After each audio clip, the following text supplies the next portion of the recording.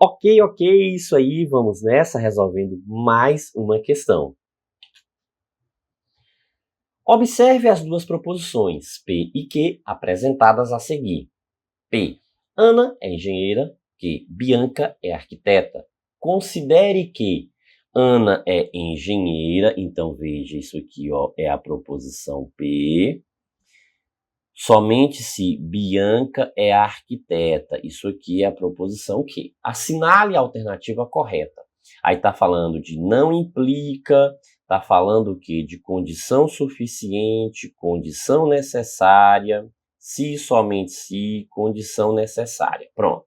Então vamos lá. O que a gente sabe aqui, ó?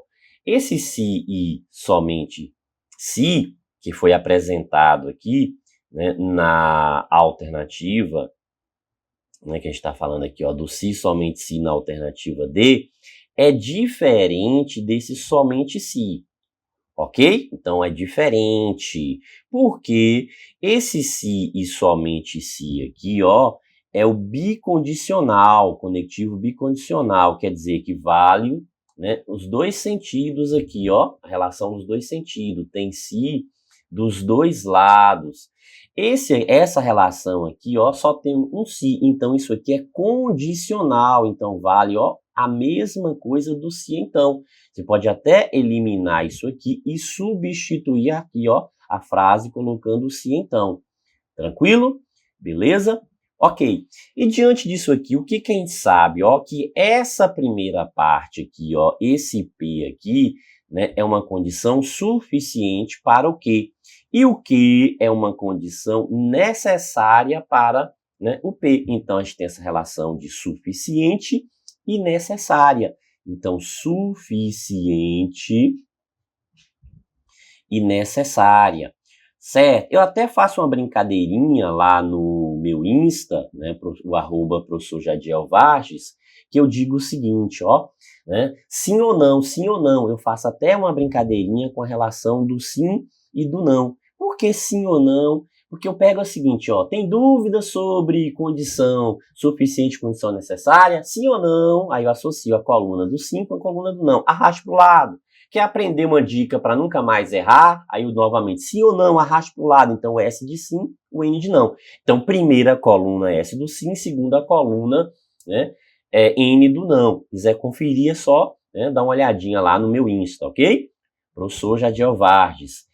Como fica isso aqui, ó? Quer dizer o seguinte, quando a gente escreve essa relação, o que eu estou dizendo? Que Ana, ó, estou dizendo o seguinte, que Ana ser engenheira, então Ana ser engenheira é uma, ó, é uma o quê? Condição suficiente, é uma condição suficiente para Bianca, ó, para Bianca ser arquiteta. Então, ó, arquiteta. Então, essa é a relação.